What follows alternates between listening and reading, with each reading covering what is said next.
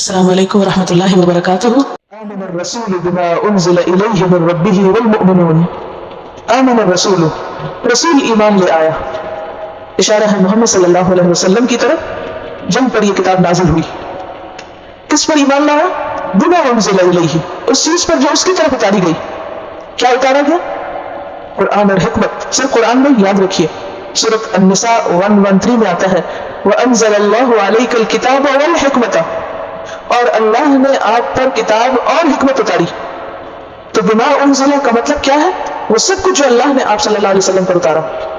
ایمان لانا کیوں ضروری ہے؟ اور اس پر ایمان لانا کیوں ضروری ہے جو اللہ کے رسول صلی اللہ علیہ وسلم پر اتاری گئی؟ قرآن اور سنت پر، کتاب و حکمت پر ایمان لانا کیوں ضروری ہے؟ کوئی بتائے گا آپ میں سے؟ کیا کنیکشن ہے اس کا پچھلی آیت سے؟ ایمان ہوتا کیا ہے؟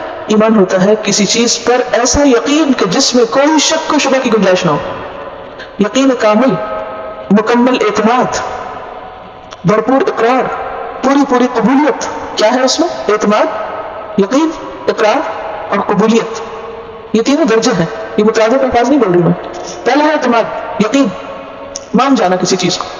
کیسا ماننا؟ کوئی شک نہ رہے، یہ کہاں کا کام ہے؟ دل کا۔ دوسرا ہے اقرار، یہ کس کا کام ہے؟ زبان کا۔ اور تیسرا ہے قبول، عمل سے، عملی رویہ، قبول کر لینا کہ پھر اپنا عمل ویسا ہی کر لینا جیسا اس کتاب نے کہا۔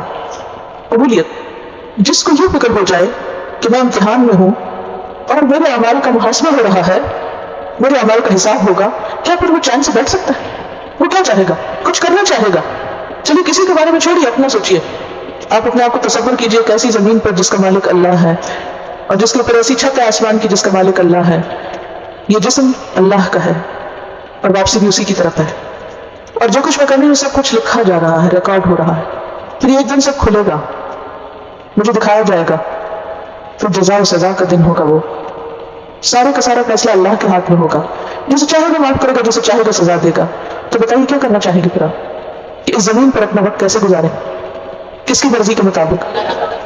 اللہ کی مرضی کے مطابق۔ اللہ کی مرضی کہاں سے معلوم ہوگی؟ قرآن و سنت سے۔ قرآن و سنت سے فائدہ اٹھانے کے لیے کیا ضروری ہے؟ سب سے پہلے ایمان، یقین۔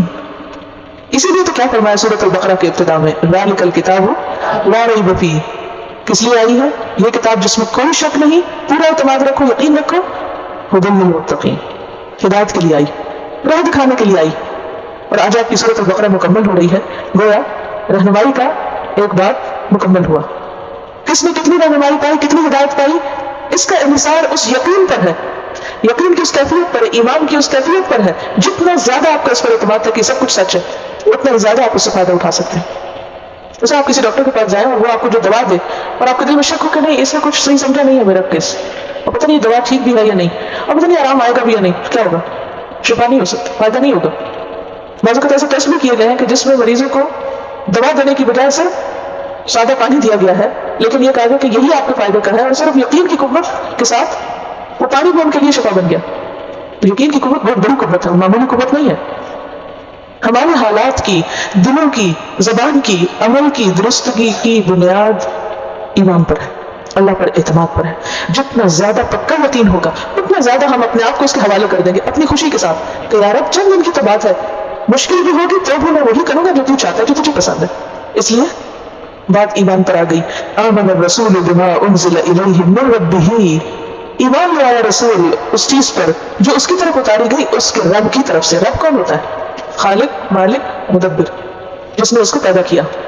رسول خالق نہیں ہوتا، جو اس کا مالک ہے اور جو اس کو سب کچھ عطا کر رہا ہے، جو اس کا رازق ہے، جو اس کی طرف وحی بھیج رہا ہے۔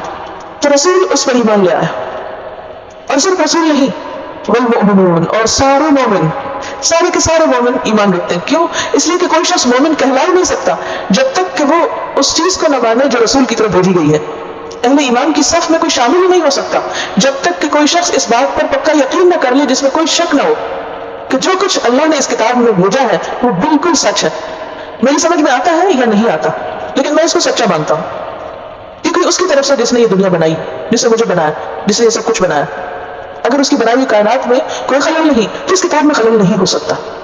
کل، سارے کے سارے، سارے کے سارے کون؟ رسول ہے، باقی سب مومن۔ آمنا، ایمان لائے، باللہ، اللہ پر، सब अल्लाह पर ईमान रखते हैं। इसका क्या मतलब है? अल्लाह की जात पर ईमान रखते हैं कि अल्लाह का एक वजूद है, उसकी सिफात पर ईमान रखते हैं कि सारे अच्छे अच्छे नाम और कामिल अच्छी अच्छी सिफात उसी की है, वो बहुत खूबियों का मालिक है। फिर उसके इलाह होने पर और हकीकी इलाह, एक इलाह होने पर ईमान रखते हैं कि बस माबूद एक ही है, और फिर उसके रब होने पर कि वही हमारा खालिक मालिक और रब है। यानी इन चार चीजों को मानना जो है वो ईमान लाने का तकाजा है। कौन सी चार चीजें? अल्लाह की जात को मानना, अल्लाह की सिफात को मानना, उसको एक माबूद मानना और उसी को रब मानना। ये बुनियादी चीजें हैं। तो जब हम ये पढ़ रहे थे तो साथ साथ अपना जायजा लेते जाया करें कि क्या हम ये सब मानते हैं, क्योंकि मोमिन तो है ही वो जो अल्लाह को माने और इस तरह माने। वो मलाइकती ही, और उसके फरिश्तों को भी मानते हैं, उसके फरिश्तों पर ईमान रखते हैं। फरिश्ते गैबी मखलूक है, नूर से बने हुए, सही तादाद हमको नहीं मालूम, सबके नाम भी हमको नहीं पता, सिर्फ हम उनके बारे में उतना ही जानते हैं जितना अल्लाह ने अपनी किताब में या मोहम्मद सल्लल्लाहु अलैहि वसल्लम ने अपनी हदीस में बता दिया। कुछ बड़े फरिश्ते हैं, कुछ और कामों पर मुकर्रर हैं, उनके नाम भी हमें बताए गए, बस इतना हम जानते हैं। लेकिन हम उनको भी मानते हैं जिनके बारे में हमें पता है, नाम बताए गए, और उन फरिश्तों को भी मानते हैं जिनकी तादाद हमको नहीं मालूम।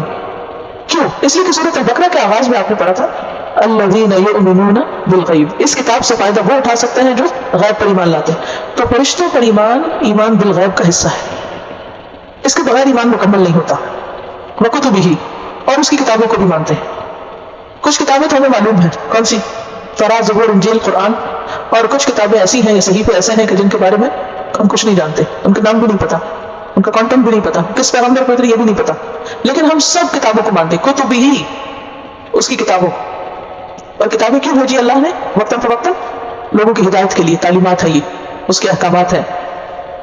और रसूलिही, और उसके सारे रसूलों को मानते हैं। कुछ रसूल ऐसे हैं कि जिनके नाम हमें मालूम है, और कुछ ऐसा है कि जिनके नाम हमें नहीं मालूम। कुरान पाक में अल्लाह ताला फरमाते हैं, और अलबत्ता तहकीक आपसे पहले हमने बहुत से रसूल भेजे, उनमें से कुछ ऐसे हैं जिनका हमने आप पर जिक्र कर दिया। कुरान पाक में तकरीबन 25 के करीब नाम आते हैं, कुछ नाम फिर हदीस में। वमिनहुम मन लम नक़्सुस अलैक, और उनमें से कुछ ऐसे हैं जिनका हमने जिक्र भी नहीं किया, यानी हमें पता भी नहीं, नाम भी नहीं मालूम। लेकिन हमारा काम क्या है कि हम सब उन पर ईमान रखते हैं, तो अल्लाह के भेजे हुए। रसूलों का क्या काम होता है? रसूल का लफ्ज़ी माना क्या है? पैगाम लाने वाले। ऐसे मर्द जिन पर अल्लाह ने वही उतारी, अपनी हिदायत उतारी, जो चाहा अता किया, और उनको ये हुक्म भी दिया कि वो आगे पहुंचाए, उनको रसूल कहा जाता है। कौन होते रसूल? नंबर 1 मर्द होते हैं, औरतें नहीं होती। नंबर 2 उन पर अल्लाह की तरफ से वही आती है। नंबर 3 उनको ये हुक्म होता है कि वो उस वही को आगे पहुंचाएं, क्योंकि कुरान पाक में आता है या अय्युहर रसूल बल्लिग मा उनज़िला इलैका मिन रब्बिक व इन लम तफ़अल फमा बल्लग़्ता रिसालतह। ऐ रसूल सल्लल्लाहु अलैहि वसल्लम, पहुंचा दीजिए जो आपकी तरफ, आपके रब की तरफ से उतारा गया, और अगर आपने ऐसा ना किया तो आपने रिसालत का हक अदा नहीं किया। तो रिसालत की जिम्मेदारी में से क्या है? पैगाम को आगे भी पहुंचाना। तो जितने भी रसूल आए उन्होंने आगे अपनी कौमों को पैगाम पहुंचाया, हम उन सब रसूलों पर ईमान रखते हैं। ला नुफ़र्रिक़ु बैना अहदिन मिन रुसुलिही, हम उसके रसूलों में किसी किस्म की तफरीक नहीं करते, हम उनमें से किसी के दरमियान फर्क नहीं करते। किस बात में फर्क नहीं करते? उनके दर्जात में नहीं, उन पर ईमान लाने में। ये बात याद रखिए, इसमें अगर सवाल हो तो जवाब सही लिखिए। ये मत लिखिए कि उनके दर्जात में फर्क नहीं करते, क्योंकि दर्जात अल्लाह ने खुद अलग अलग रखे हैं उनके। कुरान पाक में अल्लाह ताला फरमाते हैं तिलकर रुसुलु फद्दलना बअदहुम अला बअद, तीसरे पारे की पहली आयत आप पढ़ चुके हैं। ये रसूल हमने उनमें से बाज़ को बाज़ पर फजीलत अता की है। मिनहुम मन कल्लमल्लाहु, बाज़ से अल्लाह ने कलाम किया, व रफ़अ बअदहुम दरजात, और बाज़ को दर्जों में बुलंदी अता की। तो अल्लाह ने की है। 5 उलुल अज़्म है रसूल में से, जिनमें से कौन कौन है? मोहम्मद सल्लल्लाहु अलैहि वसल्लम, इब्राहीम अलैहिस्सलाम, मूसा अलैहिस्सलाम, नूह अलैहिस्सलाम और ईसा अलैहिस्सलाम। ये उनके दर्जे हैं इस तरह। सबसे आला अफजल मोहम्मद रसूलुल्लाह है सल्लल्लाहु अलैहि वसल्लम, उसके बाद इब्राहीम अलैहिस्सलाम एंड सो ऑन। ला नुफ़र्रिक़ु बैना अहदिन मिन रुसुलिही, हम उसके रसूलों में किसी किस्म की तफरीक नहीं करते, यानी सब रसूलों पर ईमान रखते हैं। जिनको भी अल्लाह ने रसूल बना के भेजा उनको नहीं मानते जो खुद रसूल बन गए, जिन्होंने खुद ही दावा कर दिया। वक़ालू, और वो सब कहते हैं, कौन कहते? रसूल और मोमिन, समिअना, हमने सुन लिया, व अताना, और हमने इताअत की। तो मोमिन कौन होता है फिर? जो कहता है समिअना व अताना, जो इताअत करता है। इताअत यानी फरमाबरदारी, ओबीडियंस, बात मानना, ये ईमान का हिस्सा है। इसीलिए कुरान मजीद में इन्नल्लज़ीना आमनू व अमिलुस सालिहात आया है, वो लोग जो ईमान लाए और उन्होंने अच्छे अच्छे काम भी किए। तो ये ईमान वालों की शान है। सोचिए कि हम ईमान वाले और फिर बोलिए समिअना व अताना। क्या सुना है अब तक आपने? पूरी सूरत अल-बकरा। और सूरत अल-बकरा ऐसी सूरत है कि जिसमें अकायद से मुतल्लिक भी आयात है, जैसे आयतुल कुर्सी, और इसके अलावा भी और आयात, जैसे ये आयत, इबादत से मुतल्लिक, सलात से मुतल्लिक, ज़कात से मुतल्लिक, हज से मुतल्लिक, रमज़ान से मुतल्लिक अहकामात मौजूद हैं। फिर इसी तरह मामला जैसे ख़ानदानी ज़िंदगी के मामला जिसमें तलाक, इद्दत, निकाह के बारे में प्रॉफिट्स की स्टोरीज में मौजूद हैं। जो मामलात हैं यानी माशी ज़िंदगी के बारे में, कर्ज़ और सूद वगैरह के बारे में अहकामात मौजूद हैं। इन्फाक फी सबीलिल्लाह के बारे में। फिर माशरे के कमज़ोर तबकात जैसे यतीमों के हुकूक, मिस्कीनों के और मुसाफिरों के और ख़वातीन के हुकूक, आइली ज़िंदगी की हिफाजत, निकाह, तलाक, इद्दत, रज़ात, इन सब चीज़ों के बारे में। फिर ज़िंदगी की हिफाजत, क़िसास और क़िताल वगैरह के अहकामात हैं। फिर उम्मत वसत की जिम्मेदारियाँ बताई गई कि बहैसियत उम्मत हमारा किरदार क्या होना चाहिए, और उम्मत वसत कहकर हमको इत्तेदाल की तालीम दी गई, नो एक्सट्रीमिज्म, न इफ़रात और न तफरीत। ये सब कुछ हमने सूरत अल-बक़रा में सुना। सूरत अल-बक़रा को फुस्तात अल-कुरान भी कहते हैं। फुस्तात कहते हैं खाने को, कैनोपी, फुस्तात, फा सीन ता अलिफ ता। तो अब तक जो कुछ आपने सुना तो मोमिनों को क्या कहना चाहिए? समयना व अताना। जो हमने सुना अब हम इताअत करेंगे, हम अमल भी करेंगे इंशाअल्लाह। समयना व अताना। लेकिन फिर भी कमी बेशी तो हो जाती है ना, जितनी भी कोशिश कर लें, क्योंकि जो सुने ही ना वो इताअत कर सकता है। अगर हमने सूरत अल-बक़रा पढ़ी ही ना होती, क्या हम कह सकते थे समझना? ये कब कह सकते हैं? जब हम सुने। तो दीन की तरफ आने और ईमान लाने के बाद पहला काम जो करने का है वो है इल्म हासिल करना, सीखना, जानना। और सीखने के लिए उस्ताद चाहिए, और फिर गौर से सुनने की जरूरत है। जब आप सुनते हैं तो आप कह सकते हैं समझना, और अगर आपने सुना ही नहीं और आप कह रहे समझना, किस बात पे कह रहे समझना? और अताना, और हमने इताअत की। क्योंकि जो सुन लिया और फिर सुन के झटक के चला जाए और कहे कि बस ठीक है जो सुना सुन लिया बस काफी है, सुनने आए तो सुन के चले गए, या हमने सुना हुआ है, हम तो पहले से भी जानते हैं। नहीं, सिर्फ सुनना भी काफी नहीं, समझना व अताना, यह है मोमिनों की शान, समझना व अताना। लेकिन इताअत की कोशिश के बावजूद इंसान से भूल चूक हो जाती है। तो अल्लाह ताला ने अपनी रहमत के साथ हमें खुद ही सिखा दिया कि क्या कहो फिर? गुफरानक, तेरी बख्शिश। ये असल में था नस्अलुका गुफरानका, ऐ अल्लाह हम तुझसे सवाल करते हैं तेरी बख्शिश का कि तू हमें ढांप ले, हमारे ऐब छुपा ले, हमारी कोताहियों से दरगुजर फरमा। गुफरानक, ये क्यों नहीं कहा अल्लाहुम्मा ग़फ़िर लना, रब्बना ग़फ़िर लना? क्यों कहा गुफरानक? फ़िल की बजाय जब मस्दर का इस्तेमाल होता है तो माने में और शिद्दत आ जाती है। मसलन आप किसी से कहें मेरे लिए पानी लाएं, मैं तुमसे पानी का सवाल करती हूँ, और दूसरा कहें पानी पानी पानी, फर्क है? कौन सा ज्यादा इफेक्टिव? पानी पानी पानी। तो जुमले की जगह जब लफ्ज काफी हो वो ज्यादा इफेक्टिव होता है। लंबी बातों की निस्बत मुख्तसर कलाम ज्यादा इफेक्टिव होता है। तो क्या सिखा दिया गया? गुफरानक, और कितना भर के मुंह से निकलता है गुफरानक गुफरानक गुफरानक, तेरी बख्शिश तेरी बख्शिश। क्योंकि जो गुनाहों के बोझ तले दबा होता है, जो जितना बोझल होता है, जितना शर्मिंदा होता है, उतने ही कम लफ्ज बोलता है ना? जब आप संजीदा होते हैं बख्शिश मांगने में तो फिर क्या होता है? माफ कर दे, माफी चाहिए, या अल्लाह तेरी बख्शिश तेरी बख्शिश, बस ये इतना है, तेरी बख्शिश, और बाकी दिल में हमारे। जब इंसान के दिल के अंदर एक तूफान होता है और अल्फाज साथ नहीं देते तो फिर इंसान क्या करता है? एक लफ्ज से भी इजहार काफी समझता है, और अल्लाह के लिए एक लफ्ज भी काफी है। मांगने वाले तो बनो, सच्चे दिल से मांगने वाले बनो। गुफरानक, तेरी बख्शिश, और हर इंसान को बख्शिश की जरूरत है।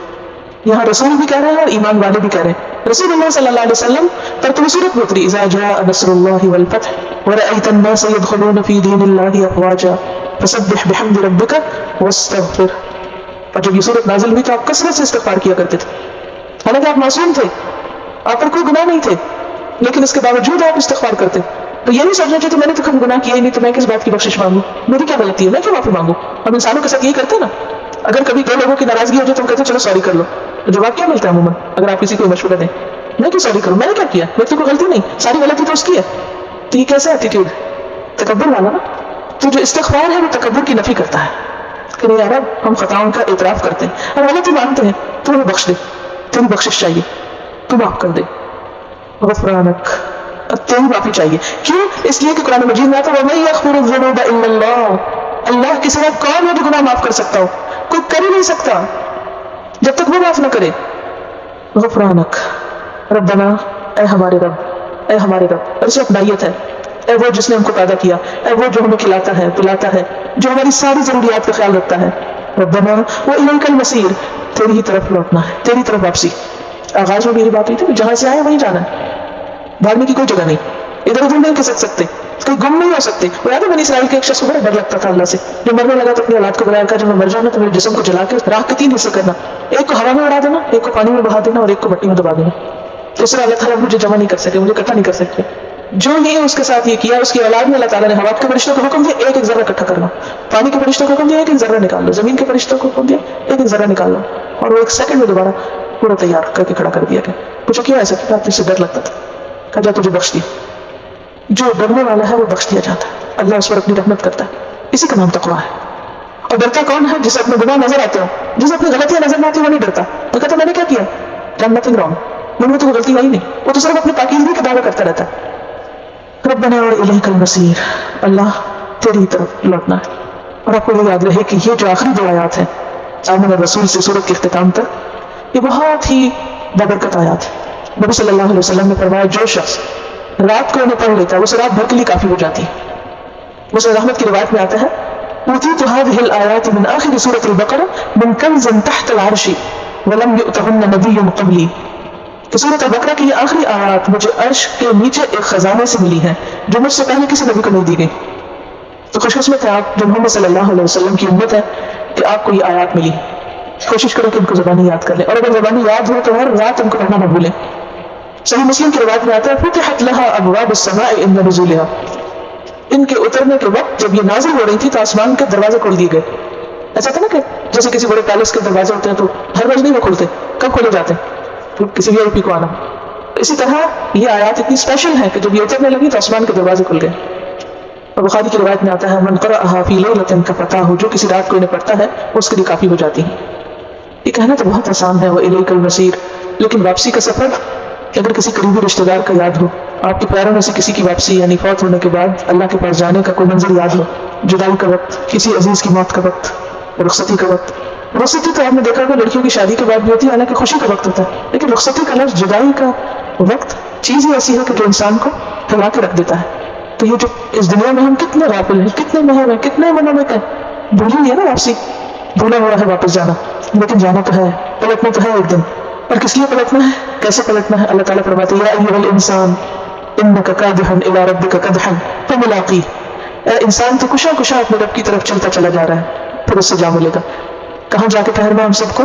अल्लाह के सामने, कदम ब कदम। जिंदगी का एक दिन आता है फिर जाता है, फिर सुबह होती फिर शाम होती, फिर एक सुबह होगी जिसकी शाम से पहले हम, या रात होगी और सुबह से पहले हम जा चुके होंगे, यहाँ से इस जगह को छोड़ चुके होंगे। फिर कुछ ऐसा कब्र में रहना होगा, फिर वहां से उठा लिए जाएंगे, फिर हश्र के मैदान की तरफ जाएंगे, फिर पुल सिरात पार करना होगा, अल्लाह के हुज़ूर हाजिर होना होगा। अल्लाह के हुज़ूर जब हम हाजिर होंगे तो वहां जाकर ठहरना, इलैकल मसीर। हम समझते क़यामत का दिन क्या है, बस हश्र का मैदान है, पुल सिरात और बस ये चीजें, लेकिन हकीकत यह है कि हम सबको एक जगह जाके ठहरना, वो है करार की जगह। वहां से जो बच के निकला, जिस पर अल्लाह ने रहमत कर दी, यग़फ़िरु लिमन यशाअ व युअज़्ज़िबु मन यशाअ, वहां से कामयाबी का परवाना मिलेगा, वहां से असल सर्टिफिकेट मिलेगा। मन ज़ुहज़िहा अनिन नारि व उदख़िलल जन्नत फ़क़द फ़ाज़, जो आग से बचा लिया गया, जो जहन्नम में गिरने से बचा लिया गया और जन्नत में दाखिल कर दिया गया, जो अमन से पुरसरात से गुजर गया, वही असल में कामयाब हुआ।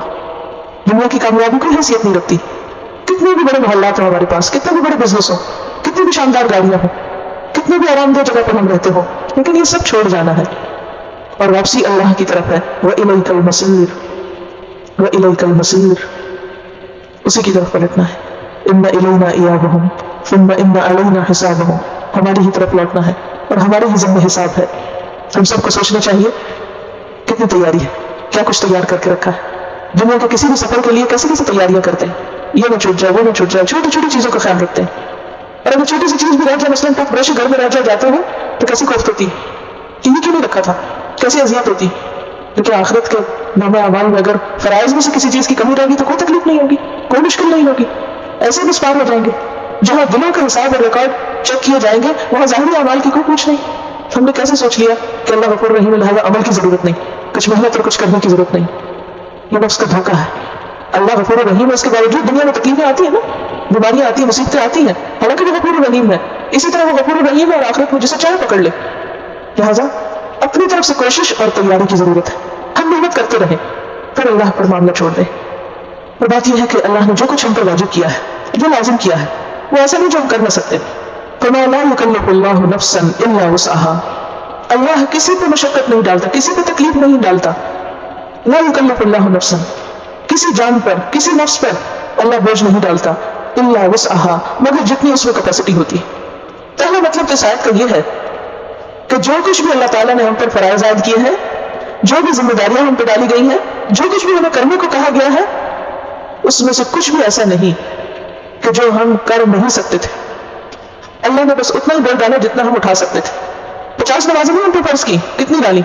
5। अगर वो चाहते तो 50 फर्ज कर देते, हम क्या कर सकते थे? साल में 1 महीना रोजे, चाहते तो 11 महीने डाल देते हम पे। इसी तरह जिंदगी में 1 दफा हज फर्ज है, बाकी हमारी चॉइस पे छोड़ दिया। सदका खैरात में भी ज़कात 2.5% है और बाकी हमारे लिए, उसमें से जब जो चाहो दो, तुम्हारी मर्जी। कितनी सहूलत है हमारे दीन में। फिर इसी तरह नमाज के लिए वज़ू शर्त है। किताब तहारा तकरीबन पढ़ चुके हैं आप, अगर वज़ू नहीं कर सकते क्या करो? तयम्मुम कर लो। और अगर तयम्मुम का भी काबिल नहीं हो, किसी का जैसा इतना जल चुका है कि तयम्मुम भी नहीं हो सकता, तो उसके बगैर भी नमाज हो जाएगी। कपड़े नापाक है, बहुत से लोग इसलिए नमाज नहीं पढ़ते, कपड़े नापाक है। तो उसमें 2 चीजें, अगर तो कोई और कपड़ा है तो वो पहन के पढ़ लो, और अगर नहीं है तो भी पढ़ लो। अब ऐसे डॉक्टर जो ऑपरेशन वगैरह करते रहते हैं, चीटे वगैरह पढ़ते, उसी में नमाज का वक्त आ जाता, चेंज करने का टाइम नहीं, उसी में पढ़ लो। ये सहूलत है हमारे दीन में। खड़े होकर नहीं पढ़ सकते, बैठ जाओ। बैठ भी नहीं सकते, लेट जाओ। हाथ पाँव भी नहीं हिला सकते, दिल में पढ़ लो। जितनी जितनी हिम्मत है उतनी उतनी जिम्मेदारी है। बच्चों की जिम्मेदारी नहीं, बूढ़ों के ऊपर से कई जिम्मेदारियां साबित हो जाती हैं। जिनके पास माल नहीं उनसे कई जिम्मेदारियां साबित हो जाती हैं। जिस पर इस्तिताअत नहीं उस पर हर्ज नहीं है। क्या ये हमारे दीन की वसअत नहीं? ला युकल्लिफुल्लाहु नफ्सन इल्ला वुसअहा, किसी एक जान पर भी अल्लाह उसकी वसअत से बढ़कर बोझ नहीं डालता। और इस वसअत में जिस्मानी ताकत, अकल की ताकत, समझ बूझ, वक्त, माल और दौलत, माहौल, ये सब चीजें आती। लहा मा कसबत, लेकिन हर एक की कोशिश जरूर देखी जाएगी। उसके लिए है जो उसने कोशिश की। लहा मा कसबत, हर इंसान को वही मिलेगा जो उसने कमाई की होगी। दुनिया में तजुर्बा करते हैं ना आप उस चीज का, क्या जो जॉब करते हैं, जितने घंटे करते हैं उसके मुताबिक की वेजेस मिलती है। लहा मा कसबत व अलैहा मक्तसबत, उसी पर जिम्मेदारी है, उसी पर बोझ है जो उसने कमाई की। पहला कसबत खैर के लिए है, दूसरा इक्तसबत शर के लिए। जिसने जो अच्छी कोशिश की वो उसका बदला पाएगा। लैसा लिल इंसान इल्ला मा सा। और इसी तरह जो बुरा करेगा वो बोझ खुद उठाएगा। वला तज़िरु वाज़िरतुन विज़रा उख़रा, कोई दूसरा किसी और का बोझ नहीं उठाएगा। लिकुल्लि इम्रिइन मिनहुम मक्तसब मिनल इत्म, हर इंसान पर अपने गुनाह की जिम्मेदारी है जो भी उसने कमाया। वला तक्सिबु कुल्लु नफ्सिन इल्ला अलैहा, सूरह अल-अनाम 164। और नहीं कमाई करता कोई नफ्स मगर ये कि उसी के ऊपर जाता है जो भी वो कमाता है। हर एक अपने गुनाहों का बोझ खुद ही उठाएगा, अपने ऊपर लाद रहा है। बाज़ वक़्त किसी भी जुल्म कर रहे होते हैं, हालांकि वो उस पर नहीं जाएगा, वो पलट के हमें पे आएगा। किसी को ब्लेम कर रहे होते हैं, किसी का बुरा चाह रहे होते हैं, वो उसके ऊपर नहीं आपके अपने ऊपर आएगा। हम किसी को नुकसान देना चाहते हैं, वो बज़ाहिर लगता है कोई नुकसान उठा रहा है, लेकिन वो दरअसल अपना नुकसान कर रहे होते हैं। वो अलैहा मक्तसबत, वही रिस्पॉन्सिबल होगा, वही जिम्मेदार होगा। जब इतना ज्यादा है हिसाब किताब, तो फिर हमें दुआ सिखाई गई कि हम इंसान है, कमजोर है, हमसे गलतियां होती हैं। फरमाया ये दुआ मांगो, और ये अल्लाह की रहमत है कि सूरह बकरा के इख्तिताम में हमें दुआ सिखा दी गई। रब्बना, ए हमारे रब, ला तुआखिज़ना, ना हमारा मुआखज़ा करना, ना हमको पकड़ना, इन नसीना, अगर हम भूल जाएं। और निसियान क्या होता है? जानने के बाद भूलना। आपने सूरह बकरा की 286 आयत पढ़ी, तर्जुमा भी खूब याद किया और तफसीर भी याद की और रूट्स भी और मालूम नहीं क्या कुछ, लेकिन अक्सर की शिकायत यही है कि पढ़ते हैं और भूल जाते हैं। जब पेपर सामने आता है, अच्छा भला आता है तो उसको भूल जाते हैं। अब उस्ताद तो पकड़ लेते हैं, मुआवजा कर लेते हैं, क्यों नहीं लिखा या गलत क्यों लिखा। लेकिन अल्लाह सुब्हानहू व तआला रहीम है, वो जानते हैं कि मेरे बंदे की वुसअत इतनी थी, इसका दिमाग इतना ही था। इसलिए जो लोग पढ़ने के बावजूद याद नहीं रख पाते, मैं हमेशा उनसे कहती हूँ कि रिलैक्स, मत परेशान हो। अल्लाह ने देख लिया, उसको पता है आपके अंदर इतनी कैपेसिटी, इतना ही बर्तन है, इससे ज्यादा नहीं बढ़ सकता। लेकिन देखा क्या जाएगा, अल्लाह मा कसबत, असल चीज कोशिश देखी जाएगी वो आपने कितनी की। अगर वो कोशिश ही नहीं की और फिर आप शिकायत कर रहे हैं मुझे कुछ याद ही नहीं है, तो फिर तो पकड़ है। असल चीज है कोशिश। लहा मा कसबत व अलैहा मक्तसबत रब्बना ला तुआखिज़ना इन नसीना, ऐ अल्लाह तो हमें ना पकड़ना अगर हम भूल जाएं, अगर हम भूल जाएं, जानने के बाद फिर हम अनजान हो जाएं, क्योंकि हम कमजोर हैं। और निसियान तो इंसान की घुट्टी में पड़ा हुआ है। आदम अलैहिस्सलाम भी क्या हुआ था, भूल गए थे, और हम भी औलाद आदम भूलने वाले, और इंसान का तो रूट भी निसियान से है, अमीर में ही निसियान है। तो यार अब हमको ना पकड़ना। अब अख्ताना, या हम खता करें, और खता किससे होती है? जहालत से, लाइल्मी से। निसियान इल्म के साथ होता है और खता लाइल्मी के साथ, लेकिन बिला इरादा। इरादे के साथ करें तो गुनाह इसम शुमार होता है। तो यार भूल चूक माफ कर देना, कोताहियों को माफ कर देना, गलतियों को माफ कर देना। اب یہاں ایک بات یاد رکھیے کہ اگر آپ کوئی چیز بھول جائیں تو اس کا کفارہ یہ ہے کہ جب یاد آئے کر لیں. آپ یہ نہیں کہہ سکتے او اچھا مجھے فلاں نماز بھول گئی تھی, اب کوئی بات نہیں, بھول گئی تھی نا, اللہ معاف کرنے والا. نہیں, حدیث میں آتا ہے من نسیہ صلاۃ فلیصلیھا اذا ذکرھا, جو نماز بھول جائے جب اسے یاد آئے تو کیا کرے, نماز پڑھ لے. اسی طرح آپ وضو کرنا بھول گئے, نماز پڑھ بیٹھے, آپ کو یاد ہے او وضو نہیں کیا, آپ کیا کریں, وضو کریں اور دوبارہ پڑھیں. تو بھولنے کی بات جب یاد آئے تو کیا کریں. اچھا آپ روزے سے پھر آپ نے کھانا شروع کر دیا, بھول گئے, اب کیا ہے, جو بھی یاد ہے اسٹاپ اٹ, تو کیا ہے پچھلی بھول چوک معاف ہو جائے گی. یہی بھولنا معاف ہونے والا ہے. وہ دعا آتی ہے نا وَعَلِّمْنِي مِنْهُ مَا جَهِلْتُ وَذَكِّرْنِي مِنْهُ مَا نَسِيتُ, کہ اللہ مجھے یاد کرا دے جو میں بھول جاؤں, اور مجھے علم عطا کر دے جس کو میں نہیں جانتا. ما جہلت, تو لا علمی کے ساتھ جہالت ہوتی ہے اور اس سے خطا ہوتی ہے, اور علم کے ساتھ بھول ہوتی ہے اور اس سے غلطی ہو جاتی ہے. تو بھول کا علاج کیا ہے, یاد دہانی, خود بھی یاد کر لے کوئی اور بھی یاد کرا دے. ایک اور حدیث میں یہ بھی آتا ہے کہ رفع عن امتی الخطأ والنسیان وما استکرهوا علیہ, میری امت سے خطا اور نسیان اور جس میں وہ مجبور کر دی گئی وہ اٹھا لیا گیا, یعنی ان کے اوپر مواخذہ نہیں ہوگا, اس کا بھول چوک معاف ہے. ہاں تو نسیان کے مقابلے میں خطا اگر ہم سے ہو جائے, غلطی ہو گئی, تو اس کا کیا کریں, کفارہ دے دیں. اور اگر پتہ ہی نہیں ہے آپ غلطی کرتے چلے جا رہے ہیں تو آپ کی پوچھ نہیں. اسی سے بعض لوگ یہ کہتے ہیں کہ اچھا پتہ ہی نہ کرو, تو وہ کیا ہے, وہ جان بوجھ کے بھولنا ہے. یہاں کس کی بات ہو رہی ہے, آپ کی وسعت میں نہیں, آپ کے پاس کوئی ماحول ہی نہیں, کوئی موقع ہی نہیں, اور آپ چاہتے ہیں آپ کی طرف ہے لیکن آپ کچھ کر نہیں پا رہے, تو اس کا معاملہ الگ ہے. پھر کہا ربنا ولا تحمل علینا اسرا, اے اللہ ہم پر وہ بوجھ نہ ڈال کما حملتہ علی الذین من قبلنا, جو تم نے ہم سے پہلے لوگوں پہ ڈالے. پہلے لوگوں پہ کیا بوجھ تھے, مثلا یہود کے بارے میں قرآن پاک میں آتا ہے فَبِظُلْمٍ مِّنَ الَّذِينَ هَادُوا حَرَّمْنَا عَلَيْهِمْ طَيِّبَاتٍ أُحِلَّتْ لَهُمْ, یہود کے ظلم کی وجہ سے ہم نے ان پر بعض حلال چیزیں حرام کر دی. اللہ نے کچھ چیزوں سے ان کو روک دیا, تو ہم کیا دعا مانگتے کہ اللہ ہمارے گناہوں کی وجہ سے تو ہم سے نعمتیں نہ چھیننا. کیونکہ حدیث میں آتا ہے کہ بعضوں کا بندے کو ایک چیز ملنے والی ہوتی ہے لیکن اس کے گناہ اس کے راستے میں رکاوٹ بن جاتے ہیں. اسی لیے مشکلات کا علاج کیا ہوتا ہے, کثرت سے استغفار. سمجھ آ گئی, کیا سمجھ آئی کہ گناہ نعمتوں کے راستے میں رکاوٹ بنتے ہیں, علاج کیا ہے, استغفار. تو یا رب تو ہم پہ ایسا بوجھ نہ ڈالنا, ہمیں اپنی رحمتوں سے محروم نہ کرنا جیسے تم نے پہلے لوگوں کو کیا. یا یہ کہ ان کی شریعت ہماری شریعت کے مقابلے میں سخت تھی. ہمارے یہاں تو کیا, اگر کپڑے میں نجاست لگ جائے تو دھو دو, ان کے یہاں کیا تھا, کاٹو اس کو, کتنا مشکل تھا. اسی طرح اور بھی بہت ساری تفصیلات اس میں آتی ہیں, لیکن بنیادی طور پر کیا ہے کہ یا رب تو ہم پہ ایسا بوجھ نہ ڈال جو ہم اٹھا نہ سکتے ہیں. پھر کہا ربنا ولا تحملنا ما لا طاقت لنا به, اور تو ہم سے نہ اٹھوانا جس کی ہم میں طاقت نہیں, جو ہم کر نہیں سکتے. یعنی ہمارے لیے شریعت کے احکامات کو سخت نہ کر دینا, ان میں نرمی رکھنا. واعف عنا, اور تو ہم کو معاف کر دینا. معافی کون مانگتا ہے, جو غلطی کا اقرار کرتا ہے. یا اللہ فرائض کی ادائیگی میں, تیرے احکامات کی پابندی میں اگر ہم سے کہیں بھول چوک ہو گئی ہے تو تو ہم کو معاف کر دے, تمہاری غلطیوں کو ہمارے نام اعمال سے مٹا دے, ان ایکٹیو کر دے. جیسے آپ کمپیوٹر پہ ونڈو کھولتے ہیں تو کچھ آئیکونز ہوتے ہیں ایکٹیو ہوتے ہیں اور کچھ ان ایکٹیو ہوتے ہیں. تو کون سے اثر انداز ہوتے ہیں آپ کے کمپیوٹر کے اوپر, جو ایکٹیو ہوتے ہیں. تو وہ گناہ جو ایکٹیولی لکھے گئے ہوں ان کا وزن تولا جگہ پکڑ ہوگی, اور جو ان ایکٹیو ہو جائے وہ کیا ہوگا, ہوں گے تو وہیں پڑی لیکن معاف کر دیے جائیں گے, چھپا دیے جائیں گے, مخلوق کے سامنے نہیں رکھے جائیں گے, بے عزتی سے بچا لیا جائے گا.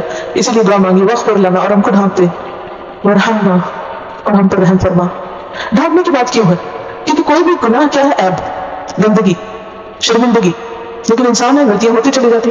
کتنے لفظ ایسے خراب ہم نے بولے ہوں گے جو ہمارے نام اعمال میں چپکے ہوئے ہوں گے.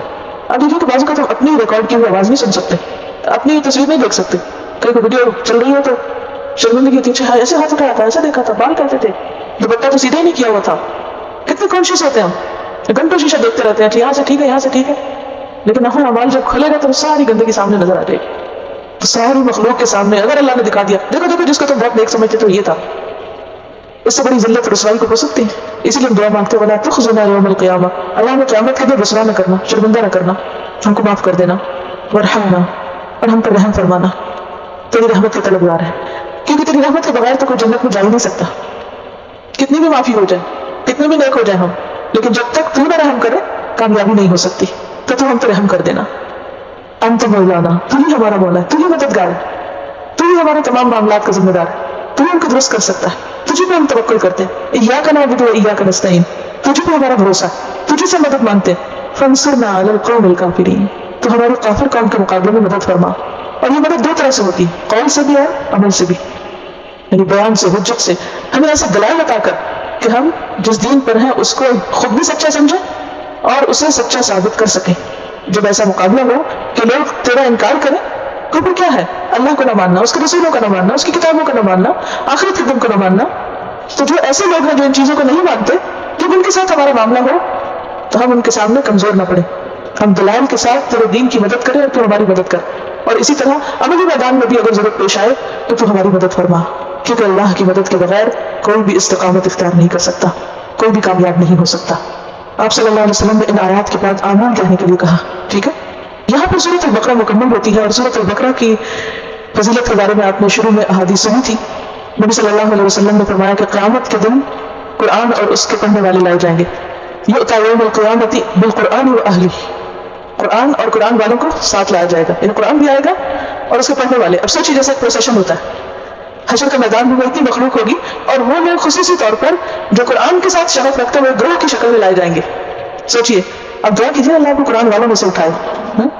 یؤتی یوم القیامت بالقرآن واہلہ الذین کانوا یعملون بہ فی الدنیا. اصل قرآن والے کون ہیں؟ جو قرآن کے مطابق دنیا میں عمل کرتے ہیں. تقدمہ سورۃ البقرہ وآل عمران، آگے آگے سورۃ البقرہ اور آل عمران ہوں گی، یعنی پورے قرآن میں سے یہ دو صورتیں مقدمے کے طور پر آگے آگے ہوں گی. تحاجان عن صاحبہما، اور اپنے پڑھنے والے کے حق میں جھگڑا کریں گے کہ ان کو معاف کر دیا جائے. ایک اور حدیث میں آتا ہے کہ انہا غمامتان او ذلتان، ایسا ہوں گی گویا کہ دو بادل ہیں، یہ دو سائے کی چیزیں ہیں. ایک اور جگہ پر آتا ہے جیسے پرندوں کے جھنڈ ہیں، یعنی بہت سارے پرندے جب کسی جگہ پر ہوتے ہیں تو ایسے جیسے کچھ چھتری امبریلا بن جاتا ہے. تو یہ صورتیں اس کی شکل میں آئیں گی. آپ صلی اللہ علیہ وسلم نے یہ بھی فرمایا کہ اس صورت کے ساتھ تعلق رکھنا، اس کا پڑھنا برکت ہے اور اس کا چھوڑنا حسرت ہے. اس کا پڑھنا برکت ہے اور اس کا چھوڑنا حسرت ہے. آپ نے اس کو پڑھ لیا، اس کو چھوڑنا نہیں، اسے پڑھتے رہنا ہے انشاءاللہ. ایک اور حدیث میں آتا ہے وہ گھر جس میں یہ صورت پڑھی جاتی ہے شیطان اس سے بھاگ جاتا ہے وہاں سے، اور پھر داخل نہیں ہوتا. لا يدخل الشیطان، جب تک اس میں پڑھی جاتی ہے وہ ڈرتا ہے اس صورت سے. اور پھر حدیث میں یہ بھی آتا ہے کہ باطل پرست اس پہ غالب نہیں آ سکتے، یعنی جنات اور شر والے لوگ اور سحر اور جادو اور یہ تمام چیزیں اس پر اثر انداز نہیں ہو سکتی. یہ اکیلی صورت ان سب کا مقابلہ کرنے کے لیے کافی ہے. تو اختتام پر یہ نصیحت کروں گی کہ اس کا پڑھنا برکت ہے، چھوڑنا حسرت ہے. کیا ہے؟ پڑھنا برکت، چھوڑنا حسرت. اس کو پڑھتے